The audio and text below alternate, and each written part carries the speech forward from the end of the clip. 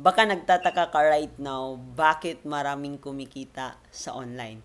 Especially dito sa OBA. User ID lang ang kailangan mo para makapagsimula ka dito sa OBA.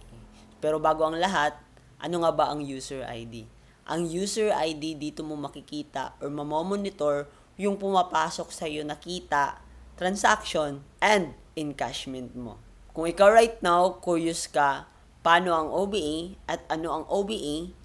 OBA stands for Online Business Academy. And the word of academy, dito po, nagtuturo kami sa mga gustong matutong kumita gamit ang social media using cellphone and internet connection. Kaya kung ikaw right now, isa kang empleyado na kulang yung sahod, OFW kapos pa rin sa pera, or students na gusto ng extra income, pwede mo gawin itong OBA. And sa mga nagtatanong kung meron ka bang ilalabas na pera dito sa Online Business Academy, yes, kasi negosyo po siya. Good news, 11 years na po tayo. And isa po tayo sa mga na-awardan as Most Outstanding Online System sa Asian Sterling Awards. Dito pa lang napatunayan natin na legit ang OBA. So, paano ka ba mag-qualify dito? Kailangan mo lang mag-attend ng online orientation natin kasi doon i-discuss yung legalities,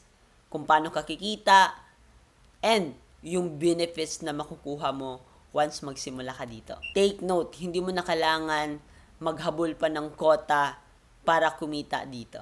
All you need to do is copy and paste using our copy and earn system dito sa OBA. Ituturo namin yan sa iyo kung paano. Kaya kung ikaw right now, babad ka dito sa online pero hindi ka naman kumikita and naghahanap ka ng legit na side hustle, pwede mong subukan ng OBA.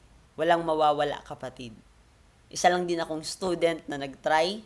Ngayon, isa na din po ako sa mga natulungan and kumikita dito.